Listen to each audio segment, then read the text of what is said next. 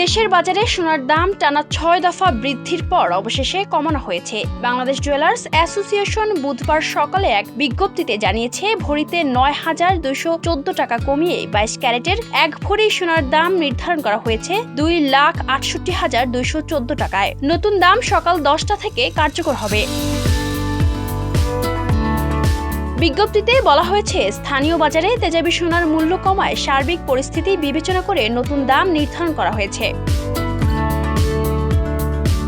নতুন দাম অনুযায়ী দেশের বাজারে সোনার দাম ২২ ক্যারেট ২,৬৮,২১৪ টাকা, ২১ ক্যারেট ২,৫৬,০২৫ টাকা, ১৮ ক্যারেট ২,১৯,৪৫৮ টাকা এবং সনাতন পদ্ধতি ১,৭৯,১৫৯ টাকা। এর আগে মঙ্গলবার ২২ ক্যারেটের ১ ভরি সোনার দাম ভরিতে ৩,৩২৪ টাকা বৃদ্ধি করে ২,৭৭,৪২৮ টাকায় নির্ধারণ করেছিল বাজুস। একই সময়ে ২১ ক্যারেটের দাম ছিল ২,৬৪,৭৭৩ টাকা, ১৮ ক্যারেটের ২,২৬,৯৮১ টাকা এবং সনাতন পদ্ধতি অনুযায়ী ১,৮৫,৭৪৯ টাকা।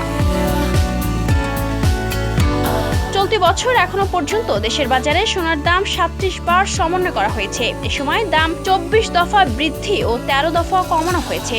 গত ২০২৫ সালে সোনার দাম ৯৩ বার সমন্বয় করা হয়েছিল, যেখানে ৬৪ বার বৃদ্ধি ও ২৯ বার কমানো হয়। Ayesha Akter Swarna, Campus Times.